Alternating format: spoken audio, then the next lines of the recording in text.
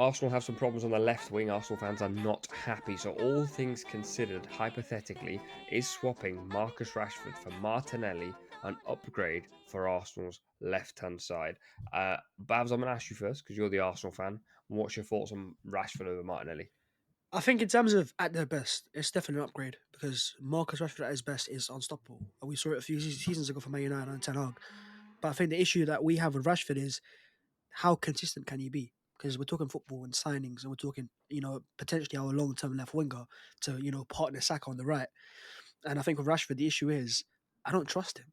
So I know you can do it, and I saw you've got the ability for it, but I want a left winger. Saka's hard to get because Saka's obviously just this rare profile who's just constantly consistent, constantly just turning out good performances. With Rashford on the left, he's able to provide you a moment that you didn't see coming, and he can catch you out of surprise. And he's a player that I think will thrive in big moments, but to be a top winger, for me, I'm looking to that whole Mane Salah type of partnership. And they were both just ultra consistent, turning up week in, week out. If Salah was having a poor game, Mane was scoring vice versa. And right now with Marcus Rashford, it's like, he could be amazing in good form, but I don't know how long that will sustain for. Can he, show me that on a consistent basis for more than just one season? That's my bigger concern. He is definitely upgraded on Gabriel Martinelli because in terms of Martinelli right now, his game is very one dimensional. Very one dimensional. When he came into Arsenal, the reason why fans loved him so much is because he was generally exciting to watch. I think Liverpool fans will know when we played against Liverpool, against Trent and Henderson, and there was a little run on the side. He just beat players time and time again. That is what we kind of miss now. Now it's he cuts Mm, inside. He's scared to go on his left foot. Teams know to push him inside.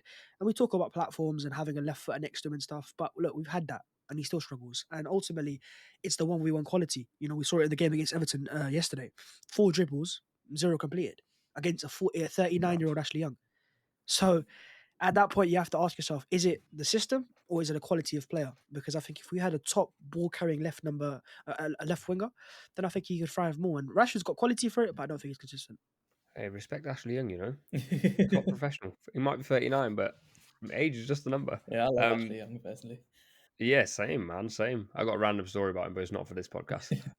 um, Dev, obviously are you obviously being a United fan? Are you a Rashford in guy or Rashford out guy? Because evidently today he was out of the side. Yeah, I'm more of just like I try and keep things as like level-headed and respectful in terms of him. So I'm not on the he's absolutely amazing, we have to keep him, or he's one of our own, we have to keep him. But also like he, there's no doubt that in the last 4 seasons he's been like that.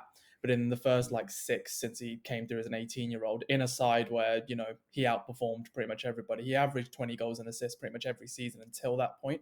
He had that massive dip, then he had a massive peak, then he's dipped again, and now we don't know where he stands. So it's come, unfortunately for him, it's come at the prime of his career. Like, not unfortunately Mm, saying like something's happened to him, but like he's now 27 years old. It's like you're not a kid anymore, so it's time to decide what type of winger you're supposed to be.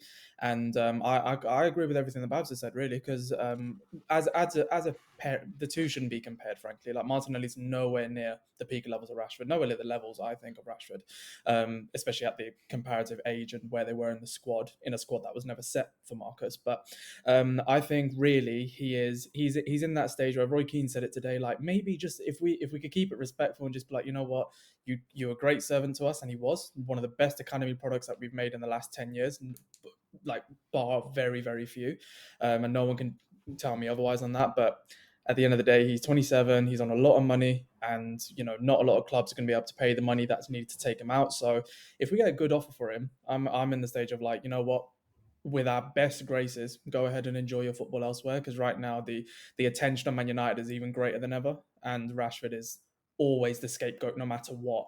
And now you've got Amorim saying he's not involved in a derby, and like same with Garnacho. I wonder where he stands. So I think just right now for everyone, it might be time to think about it. But I'll have no respect against him because, like I say, for what he's done for us. like an amicable exit. Um, Kim, I can see you want to talk about Man City, so I'm not going to N- ask you this Rashford No, question no, unless you no, no, really want to talk about no, Marcus no. Rashford in the current. I think with Rashford, I think his problems are more psychological than it on the football pitch, and I think he's obviously clearly been affected by the amount of pressure that's on him at Man United. And if you're a man who can't deal very well under pressure, don't go to Arsenal. There's just as much spotlight on them as there is on Man United. I think he needs to go abroad, and then we'll see him play back to his best. I can't imagine him being successful at Arsenal at all. And I think there are so many other more naturally more natural left wingers out there who are performing at a much higher, much more consistent level than Marcus Rashford for Arsenal to even bother going there. I feel like it'd be one of those signings, like the Alexis Sanchez kind of signing, or like Sterling from Chelsea. It's like, just because he plays at a good club and he's been good there, you kind of buy that player just because like it seems like that would like make sense, and they might be on the cheap or whatever. It wouldn't work out. I know it wouldn't work out. He needs to go abroad if he goes anywhere, I think. I think the idea is nice, and I think if Arsenal want to win the league, and I still think Kai Havertz is a good signing, but I know Man City would have never made that signing, and I know Liverpool would have never made that signing, and I think if you want to truly upgrade Martinelli to somewhere, and I mean this respectfully towards Rashford, if you look at like the last 4 years, you need an upgrade that immediately looks and feels like an upgrade. You don't need like another one where you go, hopefully in like 6 months he might cook, because you kind of already have like lots of those players in the squad. So yeah, anyway, let's talk about City United, because that's what we're here for. City have just lost 2-1 to United in the most dramatic fashion possible, in the most woeful derby I've watched in recent times. Like, it was a stinky game of football. It was bad. The standard of football was So horror. bad. But Kim texted me just before he started. I can't load my WhatsApp because my flipping phone's died. But I think you said absolute something. What did you say? Spineless idiots, man. Seriously, like there's only so much like respect for the past can take you, and I've been like when I came on here last time, I think it was about 1 win in 7 or whatever. I've been very respectful every time I've tried to speak about them, but 1 win in 11 is unacceptable, and the way they played today in a Manchester derby is not on. It's just not on at all. Like me and my mates were speaking before. They used to have this thing during like the first Mancini era called Inside City. It was like the best behind the scenes thing where like you every single week they'd put out a video and you'd see behind the scenes at training at the club and stuff like that. You could tell every single player there, like genuinely during that Mancini period, loved playing for City. They would never ever consider jogging back against Man United ever. They would never consider making a stupid foul against Man United because they understood what it was to be like City, and they understood how much the derbies mean to the fans. There isn't any of that anymore. And I know that's just a symptom of modern football, right? But almost all of the City players who are playing now, they'll like the fans and they'll like the club, right? But they're playing because it's the best team and it's managed by Pep Guardiola. And today, in a derby, to perform like that is completely unacceptable. Like we as City fans, we still have that mentality. I don't care at all where we finish in the league. I don't care how many games we win. Just beat United home and away. It's not that difficult. Just put in maximum effort and just beat Man United home and away. And there was no effort today. It was a dreadful, dreadful, dreadful derby. And I just think like being 1-0 up in the 85th minute against Manchester United, your biggest rivals, to lose 2 goals in that manner is just completely unforgivable. And like we can talk about all the problems that City have, right? And they do. Like the injury crisis is insane. The fact that we haven't got Rodri is insane. We've had 3 or 4 transfer windows which have been very, very poor. We've got rid of all of our strikers, didn't sign a backup. We bought Calvin Phillips 4 years ago. He was terrible from the first second he entered the football pitch. We just didn't bother to buy anyone else. The last few signings have been Doku, not good enough. Savinho, not good enough. Mateus Nunes, not good enough. Gvardiol can be quite good, can sometimes be quite poor. Now you're talking there about like, oh, City would never made the signing of Havertz. City signings the last 3 years have not been what that club has been founded on over the last 10, 15 years. We win a league and then we go and buy a very good player to help us win the league again. And we've just rested on our laurels so much. And like, there's all of that, which is all true. But like the performances have been absolutely pathetic, and you can't excuse any of that. You can't excuse the lack of running. You can't excuse the lack of trying, and that is what that stunk of today. I'm sure it's not true, but they don't look like they're playing for the badge at all anymore. Hey, man's hurt, Normally I want to stick the dagger in, but today I feel like he's actually hurting. He's my boy. I just find this so interesting. Obviously, we're going to talk about United, and feel free, Dev. Like, if you really want to talk about United, you've earned the right to be here today. Yeah. You waited for this moment, innit? And me and Babs, like, we can cheerlead along because this is a good day for me and Babs in a lot of ways. Like, Liverpool draw with 10 men against Fulham, Arsenal draw 0-0 against Everton. We're going to talk about that as well. And so you're expecting City 1-0, and I'm looking at the clock going 85 minutes, man. And I was genuinely thinking if they win this, everyone's in trouble because I don't believe this team is anywhere near the level of the teams before, but I'm such a strong believer in momentum that like you suddenly can turn this into like a, oh, you know what, like, well, we took on United in a derby, we've done a job on them, and suddenly you win 2 or 3, and Arsenal, Liverpool start feeling the pressure. Like, and I sat there going, oh no, and then the penalty happened, and then Diallo happened, and I thought, these lot are finished. And I've not said it once, but I think today on today's evidence, I actually sat there and went, these lot are finished. It's crazy. Like I can't think in football in history there's ever been a drop off like this. 1 win Leicester. in 11 games. What's Our drop happening? off was pretty bad. I mean, Yeah, but your drop off, your your drop off lasted a few years, and it was inevitable. But this drop Well, off has Moles was just 8, come. so This wasn't this that? drop off has come after 4 titles in a row.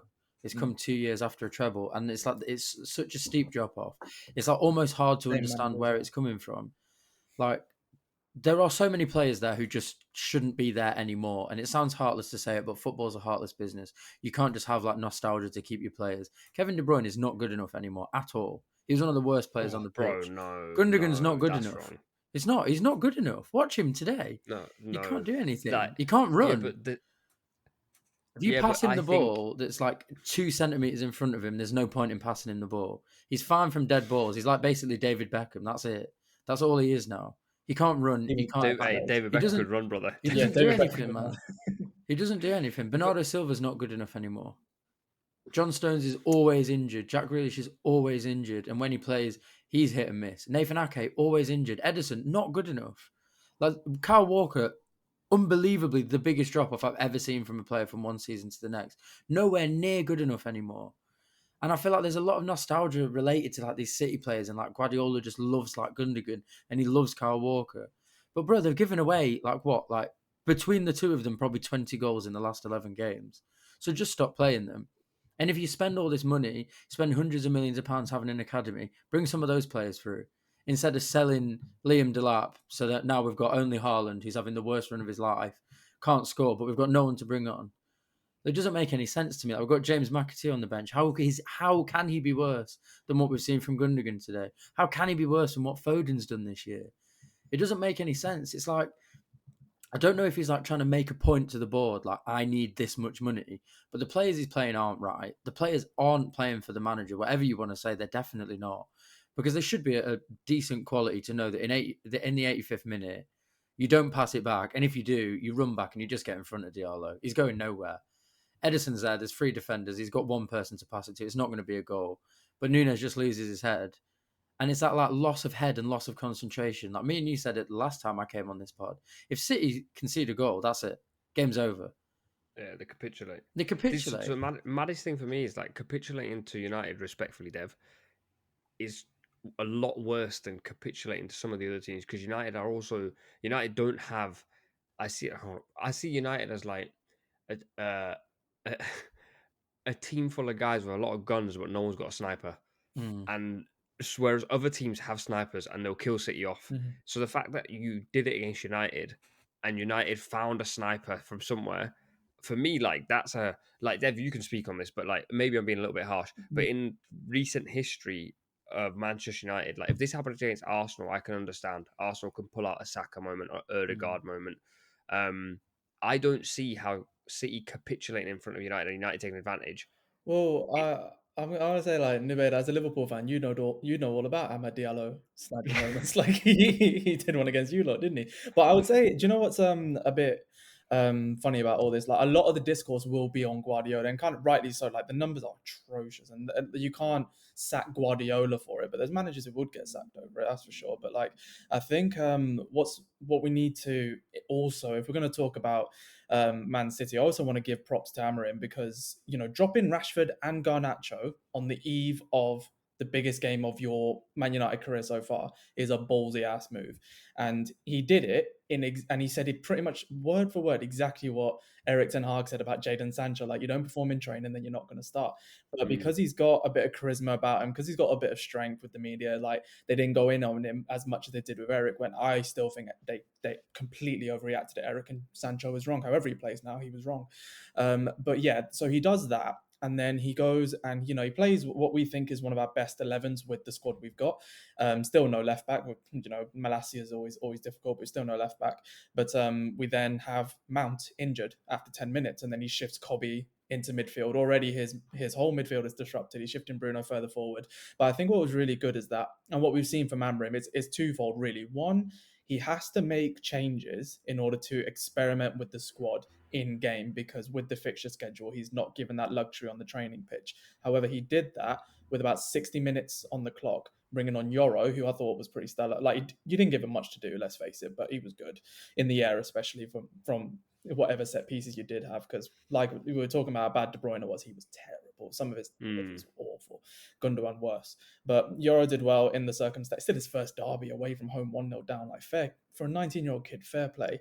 Then we brought on, I think it was Xerxes, came off Højlund, and everyone was kind of like, what are you doing? But then automatically the gaps in between the thirds changed. And then he brought on I'm missing one now. I'm trying to think who he brought. He took off Mazraoui and he brought on Anthony. And Anthony was quite good in getting Ahmad free, because all of a sudden we overloaded the right-hand side. And there's no coincidence that since he did that Ahmad got free a load of the time. So, Amorim, I'm not saying he coached a win in that game, because he didn't, because it was a bad win. It was a bad game.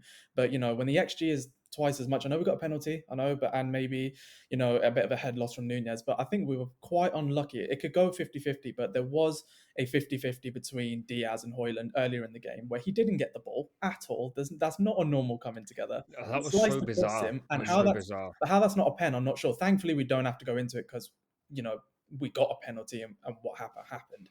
But even like just little things across the pitch, it was weird how like the Walker incident with Højlund, which Højlund did quite well in with his Insta post, but like them to go in like head to head, and then Walker, 34-year-old man Walker, diving on the pitch. It should have been a foul. It should have been maybe a booking for the initial foul, definitely for simulation. He tried to get another man sent off. So I think there were elements of the game where we actually managed it better than what City did. But also Amorim has to have a lot of great, because to leave Rashford out of a derby in your 6th game, and to leave Garnacho out as well when he's got a better record than most wingers in our club for sure, but in the league as well, like minutes to goals ratio, then those are ballsy decisions, and he's done that, and he's come out on top. So fair play to him, and that's now 6-2 on aggregate. Ruben Amorim versus Guardiola in the space of about 6 weeks. So you have to give him credit. I'm not going to go too far, because it is definitely more Guardiola and City at their best pummel us at our best. I'm aware of that, but you can only beat what's in front of you. And so many times have we come here and said, when Man United get injuries, or when we get, inconsistencies in the backroom staff or in the dugout or whatever, we're not really allowed that excuse, because we're a big enough club and we pay a lot of money. And I'm thinking, well, this is the first time that the tables have turned in about 5 or 6 years. So I'm not going to lose my head, but I'm going to enjoy it, because this is a good day for us. So first time I'm watching Match of the Day in like 4 weeks. So I think there's a lot of revisionism that happens when a result goes either way. Like, let's be honest, like there's no credit to Amorim. You were absolutely terrible all game. You won the game because of one very, very mad head loss to get you a penalty, and then 2 runners not tracking. Like, I don't think there's like any credit to go either side. Like, that game basically should have been 0-0. You had one chance with Bruno Fernandes where he chipped it over, and that was all you did all game. And it was just you passing it around the back and us passing it around the back. I think like if we'd won that game like 3-0, you wouldn't be praising him. Do you know what I mean? Like, it's just 2 mistakes. Not, but like, it's 2 mistakes. Well, no, but it's not just 2 mistakes. What I'm saying about what I just said about the substitutions, that's all Amorim. I'm not saying he's coached a win in this game. Like you guys, I would have probably said that, how we defend set pieces probably gave you a goal, because, we had 2 players jump under a cross that should have been easily dealt with. And so you can't really say that against us, and we can't say the same against you. But what I will say is, like, it wasn't a clinic. It's not as if Amorim has specifically gone and battered Pep. Like we were on the pod last time when you guys lost to Sporting, and I said then, they were lucky to get 4 goals against you. That shouldn't have been the case. But the fact was, like, we didn't really look like conceding against you at all, really. And whichever way you look at that, whether it's Ugarte having a good game in midfield where Amorim has improved him massively since he's come in, or if it's, the way he's shifted around the back line. So either way, I'm not saying he's coached a win. What I am saying is that at least with the tools he's got and with the time, he's done a decent job, and it's a really good win for us. I'm not saying it was like a sliding doors moment for either of us, I think. If we'd won that, then you go like 6 points behind Liverpool. Same on Arsenal, is amazing. You winning that obviously gives you a lot of confidence. And I'm not saying like, oh, United didn't win it, City lost it, or anything like that. I just mean like you have to admit from watching that is one of the lowest quality games of Oh yeah, football you've but ever seen. we needed it to be low quality. Is kind of my point. Hmm. Like we actually needed a low quality game because I think also I think both things can be true. Yeah. Like I think Amorim Hmm. coached enough to get a win because obviously the goals come from mistakes, but also defensively United were pretty sound. Yeah. But also City were too shit to also take advantage. Like, I think both teams were too shit to take advantage of each other, which is when the game's decided by moments. But on a note, I think Ten Hag probably doesn't win this game. City will nick it 2-0 because Ten Hag can't coach a mid block. And I thought United were generally braver. Like there was a lot of periods in the game for 4 or 5 minutes where they had the ball camped in City's half, even when City have not played that well in games or finals. United never really dominate territory at all against City because they just shit themselves basically. I know 65% of possession after like the first Which is 5 minutes of the second half, and I think really we had no good players on the pitch today, and you had one good player. That's kind of how it went, really. Like Ahmad was very, very good in terms of performance. In terms of performance today, like he was the only one really who was like fit to wear the shirt from both set of sides. I think Maguire was good to be fair, but Maguire. I was gonna say, do you know what surprised me is that like Haaland was shut out. Like I'm not saying he didn't get any service. Let's be clear. But even when he was on corners, we had a pretty clear thing. Like quite frankly, we did an Adama Traore on Arsenal to you. Højlund's not looking at the ball. He's lucky to get away with a lot of stuff, but he did just enough and not too much in order to get anyone's attention. But the fact was, like, Martinez or Maguire or Yoro when he came on a Delict, like they didn't look scared on the ball at all. For one, it's a testament to, again, two things can be true at the same time. It's testament to them that they didn't at the Etihad when you're 1-0 down. You still had to have some kind of balls to play out from the back like we did, but you didn't pressure it. And what I didn't understand was like Onana has gone back to sort of his old ways recently with the amount of times he fumbled the ball and looked shaky with the ball at his feet. All you had to do, you did it once. I remember Haaland did it once, and he just shanked it into Rosette and gave you guys screaming the whole game. I was screaming, pressing the whole game. Just press him, and it proper reminds me. He takes so long on the ball. But you know what the thing is? Like Haaland is not running at the moment, which is a weird thing. I don't know if it's a confidence thing or whatever. The only times he ever presses, you just look, he presses, and he presses on his own because Bernardo Silva's not quick enough, Gundogan's not quick enough, and De Bruyne's not quick enough.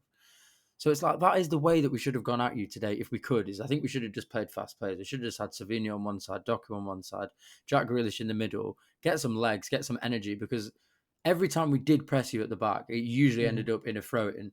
And there was one point where, like, I think if Haaland had a slide tackle, it probably would have ricocheted off him and gone in. Yes, I know exactly which one you're on about. But Onana, I remember just trying to go to his normal passes to the left wing back, right wing back, and he was just pumping it to give you guys a cheap throw. But also, like, just one thing about, like, I just want to give, because no one's given it, I'm going to give it. It's because of the state of the play he's in. Bruno Fernandes, I don't care like how annoying I know he's annoying, and I know if he played for anyone else, I'll probably hate him as well. But in order to quickly brush away that goal that he should have, a chance he should have scored against you by chipping Edison, and then a couple of minutes later with a delay with Ahmad going down in your end where all your fans are giving him stick, and literally just waltz up like a casual stroll on a Sunday morning and just plonk it and send Edison the wrong way at that stage in the game. I think there were elements of Bruno today which drove me mad, but I'm just like, same with the Pilsen game, same with any of the other good games that we have, really. He is always central to everything, always available, always doing something, always creating something. The stats are there, they don't lie, and I just need no one will give him his props. But to convert that penalty, I'm saying if any other player does it, like Salah does it, he's inevitable. Bruno did it. In no way to discredit Bruno, but just so I can stick the knife in Edison one more time. He saved one penalty in 43. He's conceded 42 out of 43 penalties for City. That's hard. I mean, like David that's De Gea actually never hard saved to penalty, do. He saved Nobles. Like it can always change, but in that moment, No, I'm not. I thought Bruno I just want to dig at at Edison. No. I thought Bruno, like I looked at that and I didn't watch it. I was like, if this happens, this is gonna be the worst thing ever. Because in my head, you think forward. I'm like, if he misses that pen, you guys get galvanized and you go on a bit of a run after that, because then the fans get up and all that stuff. But he converts it, and genuinely, I thought, you know what? There's one more chance in this. It's not ending 1-1, but I didn't know who it would go to. And then Ahmad, I mean, don't need to talk too much about him. He was actually the best player on the pitch. Like it was one of those where, like, when you've played five-a-side or whatnot, it's kind of like Arsenal with Saka. Yeah. Like, he can run at any fullback. I'm not saying that anywhere near the same level, but you can just give him the ball repeatedly. Yeah. Like, we're going to talk about Arsenal very soon. But no goals, no assists yesterday for Saka against Everton. But his performance is still at such a high level. Like, he's always dangerous. Before we move on to that game, I really quickly want to ask Bav something about the Rashford situation. Am I right in saying this Rashford situation reminds me a little bit of Arteta with Aubameyang and Lacazette? Remember when Aubameyang and Lacazette were like running your dressing room? Arteta came along and like basically said, "You two are dusted." I don't know, man, because in terms of Lacazette, he kept him for another season and he was still part of our team. He ended up leaving on a free transfer. So not as much Lacazette. And even in terms of Aubameyang, I think his issue was less running the scene, but more lateness. And if you're the captain of the club, holding a standard for the other players, because at that time we had so many young players, Saka coming through. If you're the captain and you keep turning up late, it's not a good sign. So I wouldn't say they ran the dressing room, but it was definitely a culture change from Emery's Arsenal to Arteta's Arsenal, where we became from a very immature side. There was a lot of videos behind the scenes of people. There's one time a video came out of Guendouzi, Lacazette, Kolasinac at like a shisha lounge, or they're doing balloons or something like that, and that was kind of this whole like that's what Arsenal were at the time. But then obviously Arteta came in and he was like, look, this is my standard. I've been given the authority by the owners to take charge, and I can kind of do what I want. And it was a bold call. I mean, Aubameyang that season was our starting striker, and we sold him in January, cut him out of the team in December, and said you can go straight away. And then bear in mind, like in terms of Emirates era, in the last like 10 years, he's up there as one of our best strikers. So it was ruthless. With Rashford, I think a lot of it comes down to Amorim realizes against to beat City or to beat anyone, he needs to have off the ball ability as well, tracking back, intensity, and all the top wingers have that. That's what Rashford doesn't have, and that's where I think if he is to get a move, it won't be in the Premier League to a top club because every team would want their players to track back and work harder. It will be to somewhere in France maybe or the Serie A league where it's not as physically demanding, where he can kind of cheat. You look at AC Milan, Rafael Leao, amazing player, but you don't track back. So he's known for being lazy, but he gets away with it in Serie A because the quality of the play other teams aren't as high. He won't get punished for it. In the Premier League, if you don't track back and your fullbacks 2v1, you're getting killed. So I don't know, man. I think Rashford's stuff is more just he's not willing to work hard enough off the ball. If he changes that, then I think he can change as well. I don't think he's a bad person by any means. I don't think he's a toxic figure behind the scenes. Do you know what I mean? He's done a couple of years ago during COVID, he was seen as like the main guy in the Premier League in terms of doing that type of stuff. So I just think it's a matter of he needs an environmental change and a fresh start because there would be pressure at Arsenal, there would be pressure at any other club, but he's from Manchester. He's come through their academy. He is seen as the poster boy. So when he's not the poster boy and Amad Diallo is outshining him, it doesn't look good on him. Yeah, and you know what? Just to go on that point, like he's supposed to be the poster boy. Like that is like if you're supposed to look at it poetically, like this is a very talented guy. Like we're not saying he's not talented, he definitely is, and he is Manchester born and bred, and he's everything. Like that's why Kobe Mainu was the China. Like last year, we always seem to get one every year, but it's like with Marcus, it's kind of like maybe he does need a fresh environment. I thought the fresh environment would come through Amorim and come through like a new setup, but things are changing. And Ratcliffe, as we've shown, is very ruthless in the way he's operating, and I quite like what he did with Dan Ashworth if things weren't working. So he's probably going to keep that going. I don't like the fact that he's taken away like £100 Christmas vouchers or something to the staff. I think that's a bit too far.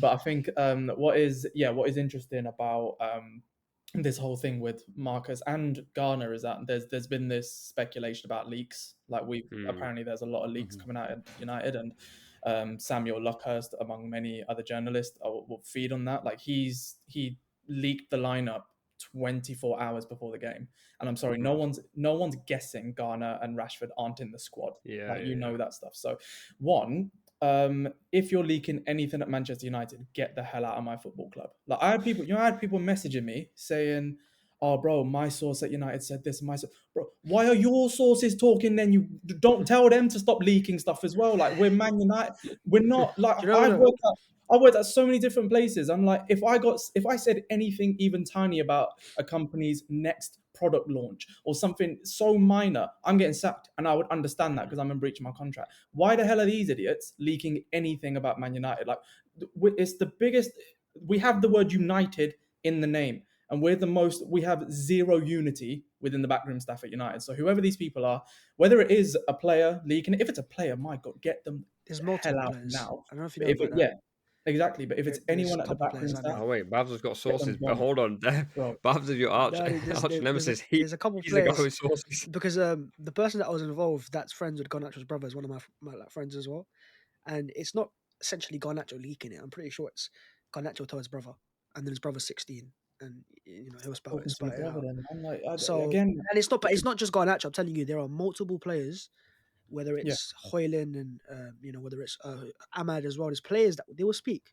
That's why every club's lineup comes up before most of the time nowadays, because the players are leaking it. There's no one else but the players leaking it, and it's been a common thing. It was a case at Arsenal one time as well where we had leaks, and we in the same window we sold 2-3 players, Kolasinac, Mustafi, and it was Ozil, and the leaks kind of just slowed down. And there was not as much coming out behind the scenes. There was at one point rumors that Arteta was very this and that. And the moment those 3 players left, everything went silent. Anything that was coming out now was from Arsenal's side. That was almost PR versus stuff that they don't want to get out there. So it's not important. But for me, look, if a lineup comes up beforehand, I don't think the opposite manager really it will change his plan that much in a sense. I get we want to surprise teams and stuff like that, but ultimately, if the players are good enough to get the job done, it doesn't really matter. Yeah, it's not even that, bro. I'm more just about the fact that you've clearly got people who have different intentions other than Man United winning the game. Because these players, if they're I don't think the players are deliberately leaking stuff because what is it, bribes or is it money? They don't need anymore. I think it's the people around them that are probably doing it. But if they are doing it, what is your intention other than to undermine the football club and the manager? Like Sir Alex Ferguson, obviously we'll keep harping on about him, but he was so in control of everything because he said, if you take the mick out of my football club or take the mick out of me or my players, you're not coming in again. And that's our prerogative. We're allowed to do that. This is the chief reporter of the Manchester Evening News, the evening before the Manchester Derby, saying our poster boy, like we just said, and our other youngster isn't playing, and they've been playing every game under Amorim. Like, you cannot let that happen. So I I think think it we just need to follow what creates Arsenal did and be unnecessary more ruthless. noise. It just creates unnecessary Yeah, noise. exactly. Like, Exactly. I don't think it's that deep. Like, I agree with Babs that like Guardiola's definitely not changing his plans because the best teams have their systems and they know what they want to do. Like Arteta, Slot, Maresca, and these guys are not changing what they're going to do for Manchester United. However, all it does is it's especially when Rashford and Garnacho are left out. Pre-match is just It noise. makes us look And stupid, man. It does. yeah, and I think you just have to, like Arsenal once did, you have to control the noise. You have to control the PR and control the narrative as much as you can. So that then when it's a big day, like Arsenal always release a video now, and it obviously gets fans on side and makes people feel like there's a sense of unity. So I think anyway, let's talk about Arsenal Everton. Pavs, what's going on, bro? I've got some notes here from the producer. And he just said, can you win a league title with Havertz as your starting line? Strange decisions from Arteta subbing off Erdegaard. Arsenal are blunt. The XG is really low. Are they a set-piece team? I'll let you answer all of that in one go. So, the first question is about Havertz, right? As a 9. I mean, you just give me your thoughts on Arsenal because I think you're going to give me the No, answers to everything listen, I want the answers to. I've been giving my thoughts on Arsenal for the last 24 hours. And it feels weird because every time we draw now, we don't even lose, it does feel like a massive loss. Like yesterday, it felt like a funeral because I was on a watch along at AFTV and it was like a watch party, which is weird timing because it's Everton, 3 p.m. Why have we got a watch party? Just doing a watch along, for God's sake.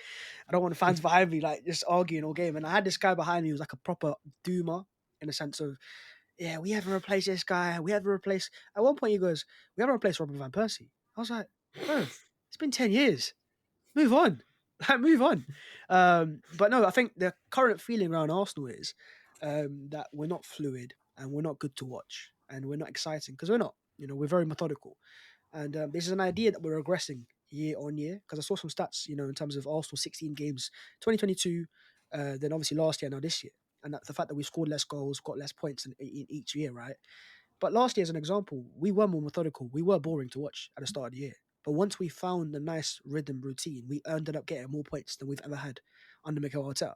So the style of play is to maximize the chance of getting points. Even in this game here, Everton had 0.1 XG.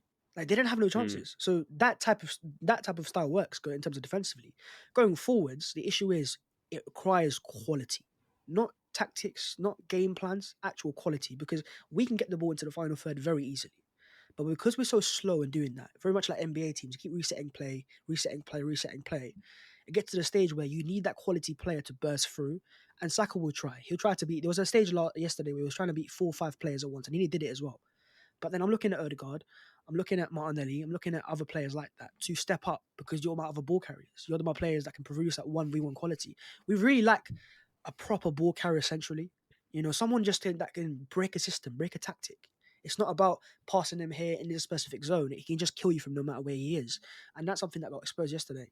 And Martin Odegaard's kind of get scapegoated because his performance was awful. In the first half, he should have scored, and he really struggled in terms of getting the ball and taking it past players and just showing us some actual something magical. But then, just as he started to grow into the game, Arteta took him off. But I kind of got it, even though right now it seems mad to say that I got it because he was poor, and Waneri's profile is more of a ball carrier. He is a player who can pick the ball up, burst past a man. He is more of a 10, and Odegaard's more of an 8. And the issue is we're asking Odegaard to be our 10, to be our De Bruyne, and he's never been De Bruyne. He's always been an 8, a player who drops deeper. His best plays when he's right in the deep, picking the ball up, playing it in behind, that type of pass. Little incisive passes, but not a cross to the far post that will kill our opposition. And I think that's the issue right now is we're using Odegaard in a role that is not at his best.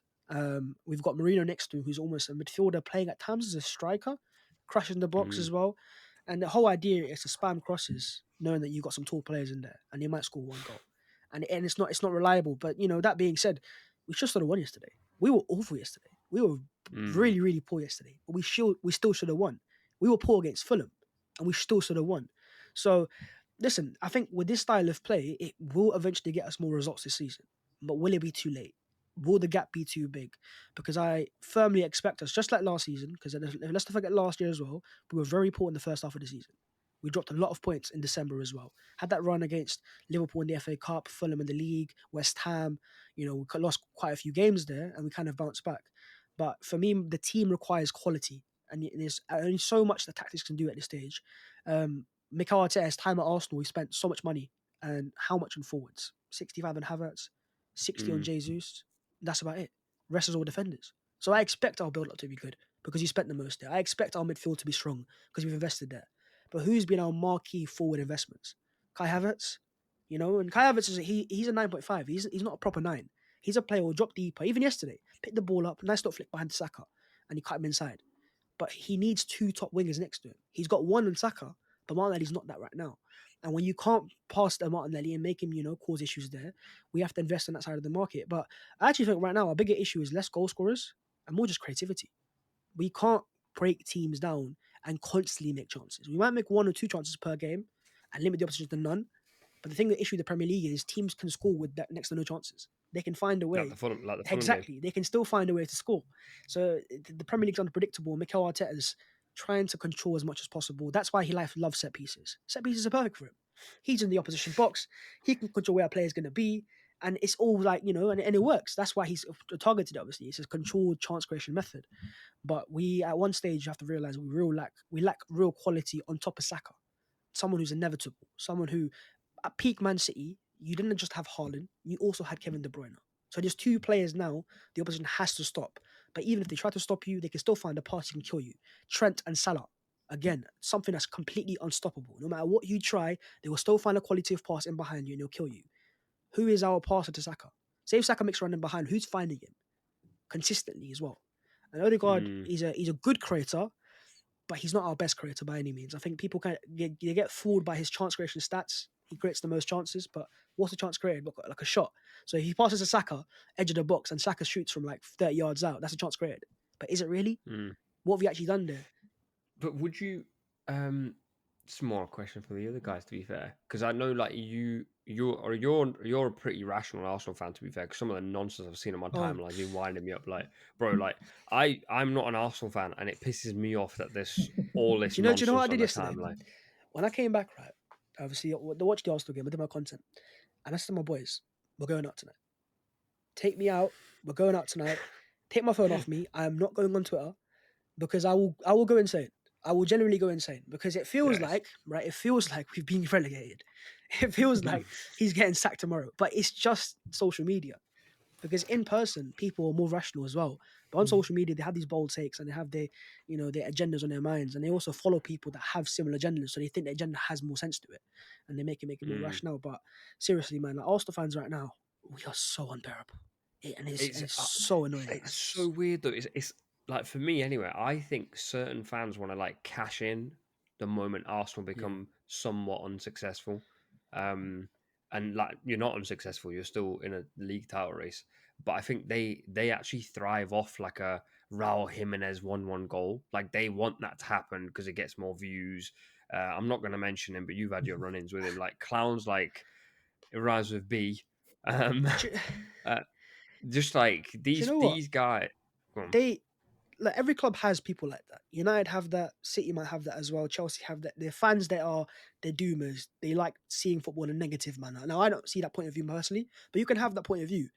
The issue with Arsenal fans is a lot of Arsenal fans do this. We fantasize negative stuff. So if we get to minute 60 and we've still got time to score the winner, we're already going, oh, we're not winning this game. Oh, I knew it. Oh, I knew it. We're losing the next game as well. Oh, Crystal Palace next on the yard now. Why are you fantasizing negative things? Why are you manifesting the wrong stuff to happen? Surely, as a fan, you want to support your club, even if you don't win, to try to get the better result and hope for the best. That's my personal point of view. But for Arsenal fans, a lot of times, just because we're so scared of being hurt, right? We think if because we fantasize of being This is hurt, emotional. that it might help us, but it still hurts just as bad. We still lose our heads just as bad. It doesn't change anything. So for me, at that point, if it's still going to hurt as much as bad, I'd rather just support my team and hope for the best instead. Very quickly before we wrap, Kim, I want your thoughts on Arsenal because we had a chat on ESPN about set pieces. I think you're quite strongly in the corner of saying like set pieces is non-sustainable. But now that you've seen the Everton game as well and Liverpool dropping points, I just think it's unsustainable to rely that much on set pieces. I feel like the last few games, the Fulham game, you got a point by a set piece. The United game, 2 goals by a set piece. I just feel like against Everton, you could have very easily won that game from a set piece, but you didn't. And I don't feel like you have maybe the Everton game is not a great example because you still probably should have won. But I feel like peak Man City or Liverpool at the moment, there's a lot of different avenues of creation. There's lots of different ways in which they can score a goal. And I do feel like this season with Arteta, it's basically just been like the set pieces have actually got you out of a much bigger hole than what the league table would probably suggest you are. I mean, if you didn't score those goals, I know it's like ifs, buts, and maybes, it's kind of pointless. But like if you didn't score those goals against United or against Fulham, where would you be? You'd be like 6th, 7th in the Premier League. So I do feel like there is a little bit of an over-reliance on it, but I don't think that's like necessarily to do with the fact that Arteta is a bad manager. I think it's more to do with what you say, which is that the investment up front just hasn't been anywhere near good enough. But then does that lie on him? Because anyone who's watched football for for even like half a minute knows that Arsenal need a striker, right? So why? There are loads on the market. You've spent loads of money under Arteta. Just spend some more and buy one. Yeah, no, it's a big issue we have because we've essentially built our team to sustain pressure, right? In terms of if we lose the ball in the final third, Bruno can nick it back, Rice can nick it back, Odegaard can nick it back. The entire team is designed to nick the ball back, keep it in the final third as much as possible. Because the idea is keep the ball there, you'll get corners, you get chances, you score goals. But the issue is we'll get corners, but we're actually not making chances. We've not got the quality to go, right, we're in this play, let's find the pass in behind, ping it into the far post. That quality of pass, right, we don't have that. And so set pieces has become a thing where, I don't want it to be a caveat in a sense. It's not like a separate conversation. Goals are goals. It's not penalties. It doesn't rely upon a referee to give you a decision or opposition to make a mistake. It requires a good top delivery in a certain area that you know the team's weak point, like a cross is almost, because that's what it is. A set piece, a corner is a cross. And, then a quality of header on top of that. So we're good at doing that. And that's our most reliable chance creation form, because every time you get a corner, like Everton defended well yesterday, but every delivery was still perfect. Bas, can I Very, ask you a very question? much perfect. Can I ask you a question just on Arteta in general? Like, what is it, 6 years he's been there now? It's a 6 five, years? just 10 to 7 years? 5. 5 years he's been there. Spent upwards of 700 million. Won 1 FA Cup. If Slot can come in and spend 12 million on Chiesa and win the league in his first season, this is not me poking or like trying to get a soundbite out of you. But what does that say about Arteta? Because you know what Arsenal fans are like, particularly online, as you've said. The pressure surely will be on him. And I don't know, like, how long would you give him? Because there has obviously been progression, massive progression, but he spent a lot of money. And if Slot can walk into a side, make them play a completely different brand of football with the same players and win the league comfortably and maybe even the Champions League, where does that leave Arteta? It's a massive dagger to Mikel Arteta because Liverpool, into what Liverpool have, I would still have we've got a better squad. Let's not be around the bush. He's got a better quality of squad to work with in terms of depth, right? What Liverpool have though is the quality I'm talking about. Trent is potentially an all-timer Premier League level. Van Dijk is an all-timer. Salah is an all-timer. This is just quality you have to go and buy, or it takes time to make. And the only player that we have even near that, not all-timer level, but quality players, Bukayo Saka, maybe Martin Odegaard when plays at 8 and not as a 10. Just two players there. Saliba is very good defensively.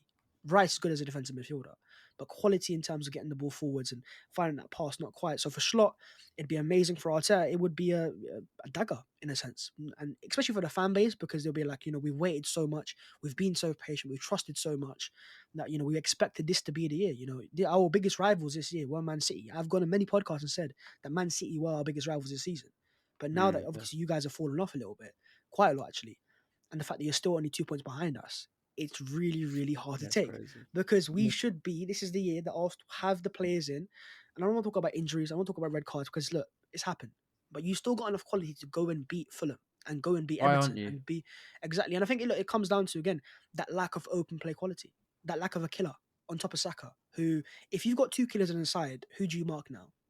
Teams naturally would run towards them to open space in behind. We give teams too much time to settle into the defensive shape, because we think passing the ball around and keeping the ball into the final third area might make a chance. But that's not how you play football. The way you play football is like Liverpool yesterday, when they were 2-1 down, a red card against Fulham. That pass to Jota, they didn't even let them get back into shape. You just cut them through straight. We can't play centrally. All our play comes out wide. We keep going wide, hoping a cross to the far post might work out. But teams like you said, Man City that won a title, Liverpool that might win the league this year, they have variation. They can hit you from out wide, hit you centrally as well. Arsenal right now are predictable, and that's for me what I need. If we have ambition this season to actually claw it back somehow and make it our year again, the January transfer window shows me how ambitious we're going to be. Because if there's ambition there, you go, look, I can see where the issue is. I'll put the money down now and I'll go and get ourselves over the line, right? But if there's no ambition and it's, again, waiting for the right moment, well, this is the right moment. What are you waiting for anymore? City aren't the City they were last season. This isn't the City that won 4 in a row.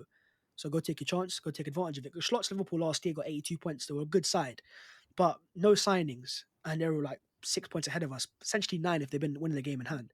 It's not good enough, man. So for Mikel Arteta, questions will be definitely asked, but I always say, let's talk about it end of the season. So yeah, that's what I would say. End of the season. We're not there yet. A lot can change. It takes 2-3. Liverpool drop points in 2 games in a row. If we had just won our 2 games, what we like 2 points behind them? Yeah. So football can change just like that. And that's why for me, right now, I'm putting the title race in my mind on pause. Because in my mind, we have to earn our place back there. Doesn't mean it's over, but in my mind, let's just get back to winning games again. Close the gap game by game. We have to stay humble, and then go for it. Well, to be fair, I like that one. To be fair, I feel like there's like with Arteta, I completely have so much respect for what he did when he came in, because we're having to find a manager that does that now, and Ruben is hopefully the guy. But like, to go through as much crap as he did, and then he was given a grace period because with respect, the expectations weren't as high as on an Arsenal as it was at Man United at that time. So we got given that time probably more than Ten Hag did, as an example. But yeah, I thought, to be fair, like, Arteta's done a really good job to get them to where they are now, and so I'm not comparing the two whatsoever. It's a simile. I'm not comparing them, but like, when Gareth Southgate came into England, obviously there was a lot of like stuff going on in the backroom stuff at England. There was a sense of unity he had to bring in, and it feels like we all kind of collectively as a nation stood up and said, right, you've taken us to this point, and they're admirable points, and yeah, you get your place in history somewhere, but in order to get you over that line, considering where everyone else is going, it has to be someone else to do that. So I guess my final question to you, Babs, is like, do you believe, like, obviously you'll talk about at the end of the season, of course, and this is like Kim said, not to get a soundbite or anything, but do you still believe You boys are doing my job for me. but do you still believe that he is the guy to take you to that level? I think so. I think we've been through too much. And I've seen a lot of good signs to say he can get us over the line. Of course, it means getting over it now. But I think his time at Arsenal has deserved him a top high-quality attacker. Give him that, see what it does. But even with the players we have right now, I'm completely sure we'll bounce back. I've got no doubt that we'll have a very strong second half of the season, because the quality's still there. There's a reason why this team got 89 points last year. That's without Calafiori and Mourinho and players like that. So, and that's without Saka being at the level he is right now as well. So I feel like there's a lot of chances that Arsenal bounce back. And I think for me, even though right now it seems very mad to say, I still give ourselves a good chance, because it's not City, of clawing the race back and making it something come the end of the season. And then Liverpool's depth that we've seen so far not used as much because of the first half of the season, players have stayed fit and available, mainly in terms of Salah and co. second half of the year might be different. Liverpool fans might be saying, okay, this is why we shouldn't invest in the January transfer window. So for me, I'm gonna stick to it. I'm gonna say he is the guy, and if he's not the guy, then we'll talk about it in the season. I like that. I like That's that fair. because I think a lot of Arsenal fans have been saying he's not the guy, and I hear Dev's point. It might be a Southgate situation that he might have taken you as far as he can, and the only reason I would say that is if Slot or City win this league this year, because in my opinion, at the start of the season, and everyone was saying it, this was Arsenal's year, and because if Slot goes and wins it with this team, lack of investment, this is a good team by the way, but the squad is not very Yeah. vast. I think for Arteta and Arsenal, that's a slap in the face Mhm. because there's Liverpool have no right to win the league title. By the way, obviously, right now people are going, whoa, you're 6 points clear, etc. But game week 0, nobody thought this was meant to happen. So anyway, long way to go. I'm sure we'll chat about lots of these things as the season goes on. If you're watching on YouTube, make sure you drop a like. If you're watching on Spotify or listen, make sure you follow the pod and follow the guys as well as the guys. Kim and Dev, by the way, you just done my job. The boy coming clutch for you guys at home. We'll see you next time.